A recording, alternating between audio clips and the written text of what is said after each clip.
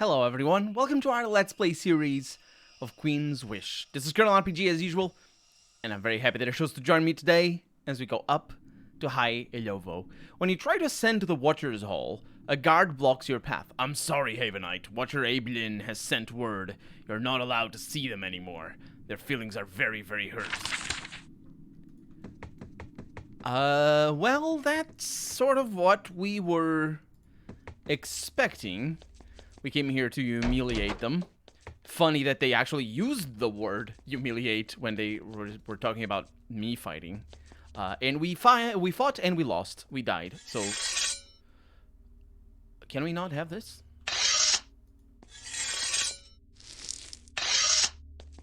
Was that supposed to be? I'm not sure what that is all about. But combat started there. I wonder what the game was thinking that was gonna happen. Either way, we did it, and now we're coming back. I say we're coming back. I'm not sure if we are supposed to be here, or if we should have gone to the other place. Let's find out. Insta reports T. I have embarrassed the High Council, I say. I know. The story traveled fast on television. The guards of the High Council told it to everyone with glee. Things are coming together quickly. Lonius sent messages to me. He came to me. Others are emerging too. Drenched folk ready to speak out. We are all taking risks now. This is the time. There is one final step.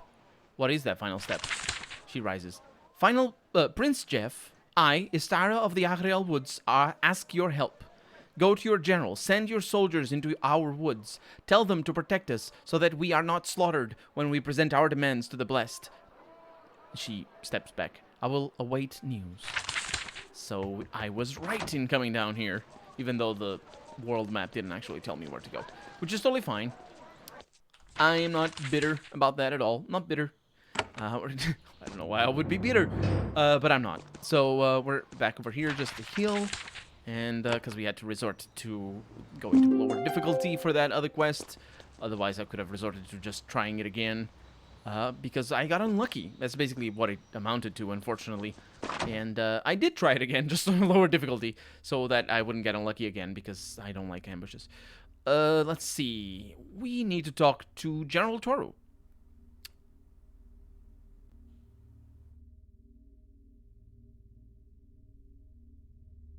What is to be done about the Agriel? I'm eager to deal with them. They need a bit of discipline that requires an order from you. We need to find a faction who can take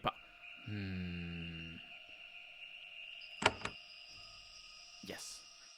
It is time for the East Battalion to take action. That's your battalion, by the way. The entire room gets very tense. All listen carefully. General Toru leans forward. The East Battalion is ready to fight.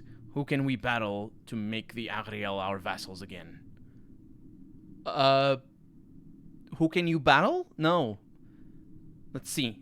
Histara of Sliven will take seats on the High Council with our help. A sister. That's the one. Yes. I command it.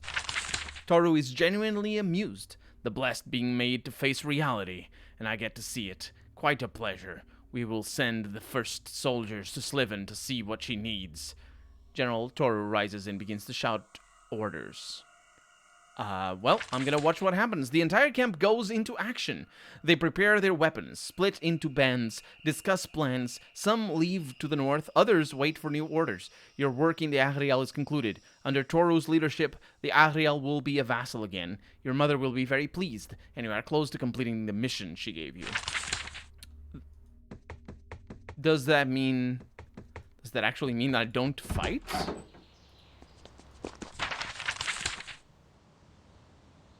I think it does mean I don't fight.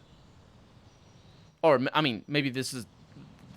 we're gonna see what happens in the end game, but that is that. Huh. That's a surprise. Honestly, I really thought we were on to the big thing.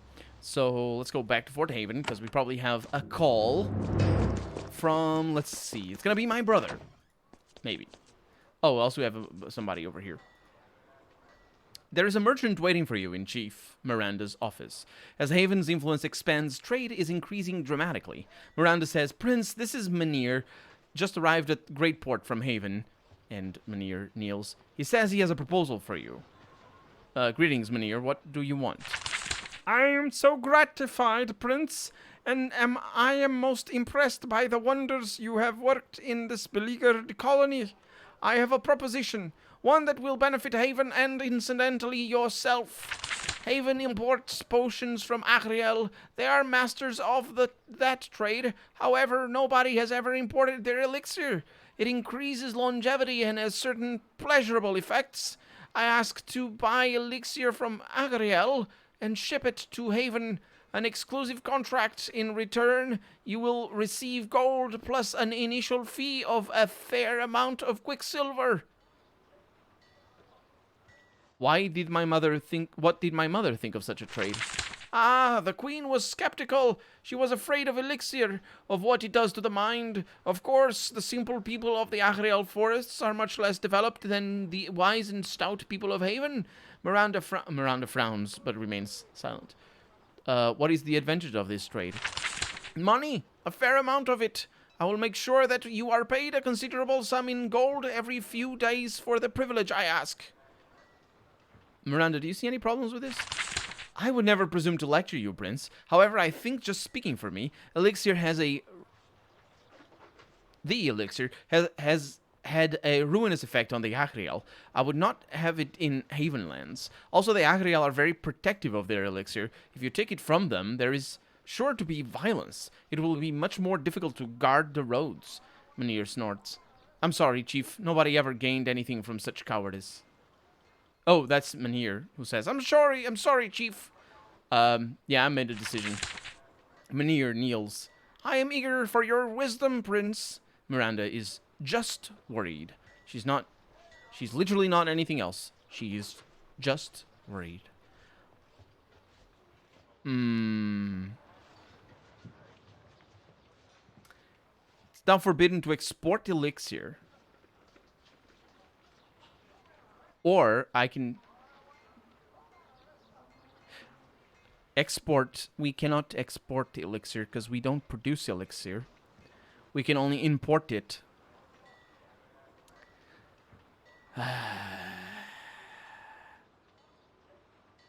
It is now forbidden to import elixir. Make sure the Agriel know I said that. Also have Mynheer beaten. Chief Miranda grins. With pleasure, she says. I didn't say that, Miranda. Please don't do that. Mynheer starts to speak, but she says, the prince is very, very busy. No time for sellers of madness. This audience is over. And Mynheer is removed. Bye. Any more profitable? Nope. Nothing more profitable. Let's look at our phone. It is our brother. I knew it. I didn't know it. I guessed. I was lucky guess. You hear Sutter's voice. He sounds amused. Gleeful, even. So, brother, it sounds like you've been up to more than the usual amount of mischief. Done anything important lately you'd like to report? Yes, I made a deal in the Agriel woods. Oh, yes, a deal with an obscure nobody in a small town to take part in ruling the Agriel. While making this deal, let me check. Yes, you humiliated the leaders of their land. Is that right? Yeah, I destroyed their chosen defender in front of everybody. I also was killed by the monsters that came after, but that's beside the point, because it wasn't really a chosen defender. It was an attack of every people. But anyway, yes, that matches my report. This Istara will make sure the Agriel are our vassals. In return, you enraged the intensely mentally unstable leaders of the land. They'll get over it soon enough. They will have to. Our soldiers will help them. This Istara will be given power, and our blades will enforce it. Still, it will be an ugly adjustment. Our warriors have a lot of hard work ahead. It will be quite a challenge for them. But Delia picked their leaders. Are they all right? What do you mean? Sutter's voice is quiet and agitated. He isn't talking to you. He says, "You're looking pale. Why are you? Hold on. Help somebody. Someone. I need help. Hello? Nothing. It's nothing. Don't worry about it. Well done, Jeff. We'll talk soon." And then there's silence. Interesting. Are they being invaded or something on the other side? No, don't click there. I always click there. Wastes a little bit of time. Not that it matters, but you hear your sister's voice. Ah, Jeff, are you there? This new dress is driving me crazy. These formal colors, Make everything itch. I don't want to no, Delia. Please stop. What do you want, Delia? No time to chat. Oh, well. You have been there for quite a while. We need another status report. Haven't you heard everything? We hear a lot. We won't hide it. We need to know what you think. Mother wants to know if you perceive things accurately. Oh, yes, I perceive things very accurately. You trapped me here. I won't talk to you. I'm hurt, Jeff, truly. Not just that you are rude, but you are withholding from Haven. This is a Yoda sentence. I'm hurt. Not just that you're rude, but that you're holding knowledge, or withholding knowledge from Haven. Knowledge that could help us. Yeah, right. Yeah, I suppose it's a Yoda sentence. Goodbye, she says. I'm the rude one. She hung up on me. She literally hung up on me after starting the conversation complaining about her itches. Who's the rude one? Also, screw you. Because she's just, yeah, she's like, not a red herring. What's the word? She's like a, she's clearly set up to be like, just like the rest of the family, but she's a little bit more palatable if you don't want to be ruthless and cruel and cold. And if you like a little bit more warmth in your conversations with your family members, then she's the one that's going to get you to fall for their imperialistic ways, basically. Our narrator says, this is bound to be awkward. There is an Ahriel man chained to the pillar, well-fed, with a hyphen, which is an interesting, that's not a word, but sure, upright and proud. Again, of course, I mean, that goes without saying. Everybody is. Chief Miranda, proud herself, looks worried. Prince, I'm afraid the general of the East Battalion has dropped a problem on us. He says it is too delicate for him to handle. Now what? This is Jirof, she points at the Ahriel, who snorts and refuses to look at you. He lives in Sliven. Some of our soldiers visited that town. They were keeping to themselves, or so I hear. Then Jirof spat on one of them. The soldiers demanded an apology. Jirof refused, so they hauled him back to the Deepwood Keep. This feels extremely wrong. He's arrested for not giving an apology to some dudes? That's not a crime. Now, I do realize that some dudes are the soldiers, but that's even worse. Because, you know, you're sort of putting people above the law.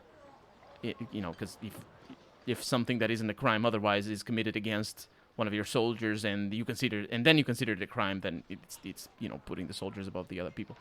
Jirof, what do you have to say for yourself? Jirof snorts. Typical Ahriel noble. Green skin, mad eyes. I need say nothing. Haven is a squabbling band of merchants and thugs, and they have no place in our lands. Elixir has certainly made him brave, because of course, any one of his characteristics is because of Elixir. I've commented about this already. Miranda, thoughts? I'm sorry, Prince, I'm not an expert on diplomacy. I know that the Ahriel are watching. I also know that it was just spitting. Yes, you told me it was just spitting. Jirof, what would you do if you were free? I would return home and live a dignified life, and a suitable life. Not that Haven would understand that. A suitable life is a lovely way to describe the life that you want to lead. It isn't lovely, it's just awkward as hell. Miranda says, and the spitting? Jirof thinks on it. I suppose I can back down on that. Since I have a family to look after, I will not repeat my actions. I've made my decision then. Chief Miranda is attentive, eager to dispose of this mess. Jirof doesn't deign to look at you. Miranda, please spit on Jirof. That's really ridiculous. I'm gonna go with that. Miranda is confused at first, and then she understands. She spits on Jirof. Jirof is beside himself with fury. Miranda says, now we're even. Jirof is released. He leaves immediately. Chief Miranda says, I think that in the end, I didn't tell her to leave him, let him go, but sure, whatever. That's what I wanted to do. I think that in the end, that is the end of that, she says. Thank you for settling that. Well, it's sort of weird that he is furious because of that. That was a cutesy encounter, all things considered. Not just because it was clearly, oh, look at that, the clicks were weird. Not just because it was a really weird and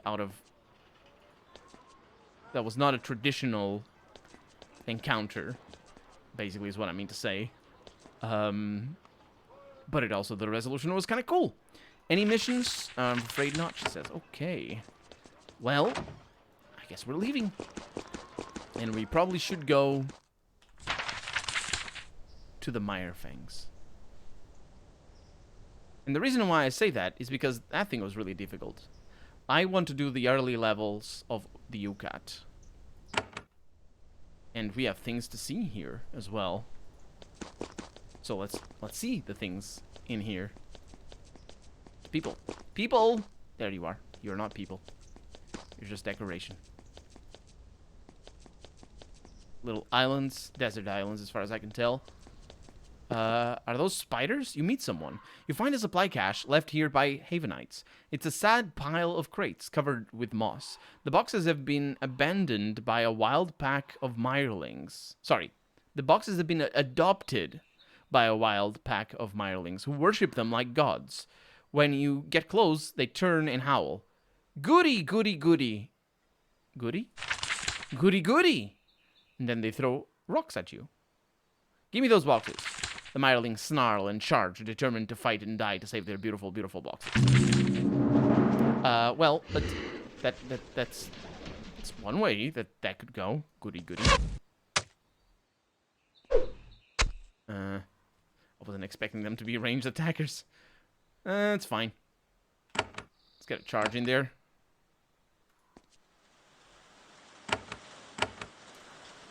Let's not get a charge. No! Ah, well. Yeah, I messed up.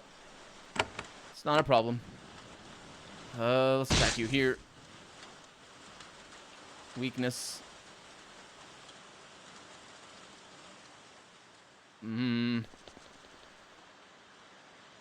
Save our energy for the whirlwind.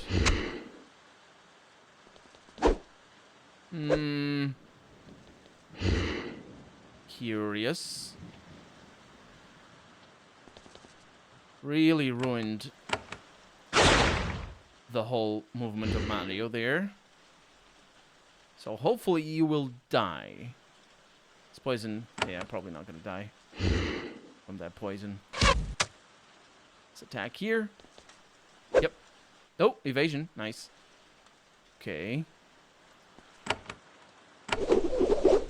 Probably should have stayed there.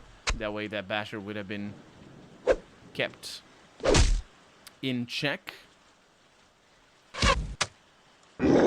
Nice bacon. Block damage.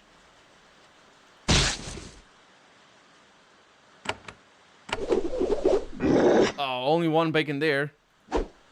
Okay. Block damage. Maybe should have attacked there. Although that guy might go before Mario does. Didn't die. Unfortunate. Mario probably can't reach that. Nope. Not a problem. 37 damage. We're doing a lot of damage anyway. I don't like those thuds because they're hitting. I think the sound of blocking damage is similar though. Similar to the sound of being hit. That's a critical. Very bad. Come on. Nice. Good. Now, everybody get over here. There we go. And you are going to do... You can do a healing wave. I don't think that's necessary.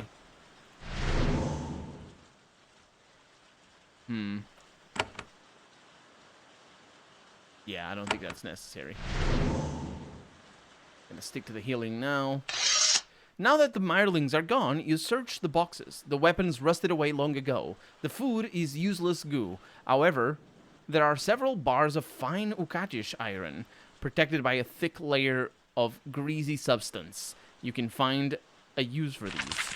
2. Yes, I can. I can absolutely find a use for those. Unfortunately, that requires me to go to places that are potentially very far away. So that's for a smithy. Where do I have smithies? The problem here is that I am pretty certain... I have smithies everywhere. I'm pretty certain we're going to arrive after the day passes. 12 hours. Freaking hell. Oh, I can fix it. I can fix it. And the reason why I can fix it is because I can buy the smithy from wherever.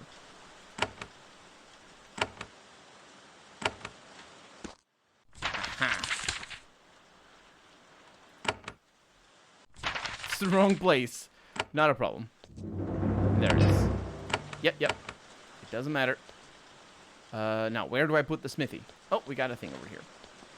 Got a lot of people blocking my path. I am very upset with that. Lovely. And then smithy goes in. Can install augments. I want to sell something. Actually, do I want to sell something or anything? It's maximum health. That is maximum health, right? Yeah. Just some bad bows. Give me a little bit of money. And a real shard. That is indeed good enough. I'm gonna buy something. Buy armor. So we're still far away from having the best of the best. It's not that it's bad. It is pretty good. I mean, it's not... Stun resist is a nice thing. The speed penalty is a problem, though. So this is clearly made for not having speed penalty. Huh. Yeah, that's fine. I'm not gonna buy the armor. I'm gonna wait until we have more. Because the reason is, or the main reason is, the area where we're going, we're not gonna need a higher level of gear. And hopefully we will get more iron. It's just absolutely brutal that we don't get iron at all. It is such a weird thing. It's so weird. It makes me think that it's a bug or something. Like they overlooked how much iron you would get. I don't think those people are... They are people. You find a band of Haven soldiers, fresh warriors of the West Battalion. They kneel when they meet you and then report to you. Your battalion is waiting in the outpost to the west, ready for your commands. They are eager, even hungry, to fight and take control of the attack. No, let them not be hungry, because that's disturbing. These are... What is that? Is that an iron mine? In the distance, you see a band of Vukatish miners. They are supposed to be here. This is Havenland, and they're squatters. They don't take the risk of meeting you. When they see you in the distance, they move quickly in the other direction. They did, indeed. They moved, disappeared. The direction of gone. So I may have gone to the wrong place in regards to getting iron. Ukatish invaders have constructed an iron mine here on your lands. They have accumulated a fair amount of iron ore, all of which is Haven property. You make note to send some soldiers out to collect it. I have gained 1 ore, or 1 iron. So that's nice. It wouldn't change my predicament, because we have consistently been losing iron. Ukatish infiltrators have started to excavate a mine here. The shafts only extend about 40 feet into the earth, and nothing of value has been extracted. So I do have another gold. Or another... It is gold. It's much better than gold. It's iron. I didn't mean to do that. Also, there's that little bit over there, but I don't think it matters. So what I'm going to do is I'm going to hopefully find more iron back here. This is looking promising. And if I do, then I will go and make another smithy, basically. You find a colony of Ukatish miners. They shouldn't be here. It's Havenland. In your time of weakness, a bunch of them snuck in and built a colony here. They're not happy to see you. Their leader approaches and introduces herself. Hello, I'm Kellis. We greet you. Oh no, not other people that... Is this just how the writers thought that people talk forever? Would you like to a meal, some tea? Sure, I could eat. They make you a meal of tea and stew. There's a bit of grit in the stew. I don't know what that grit means, but it sounds good. It crunches between your teeth. Still, it's edible. No, is that dirt? I think that's dirt. That's what grit means there. What are you doing here? The lightly armed miners look at each other, worried. Kellis says, this was empty land. We thought we would settle into it and work it. I hope you will let us stay. Your mother would be furious. Oh no, that's the narrator saying. Your mother would be furious if she saw intruders just squatting on her land like this. Why should I let you stay? It is empty land. You don't have near enough people here to settle it. We are but poor Okatish, and all of our land was claimed by our lords. We ask for your generosity. Sure, you can stay. It doesn't cost you anything to let them stay, especially since you can always choose to evict them later. Callus is beside herself with gratitude. You depart.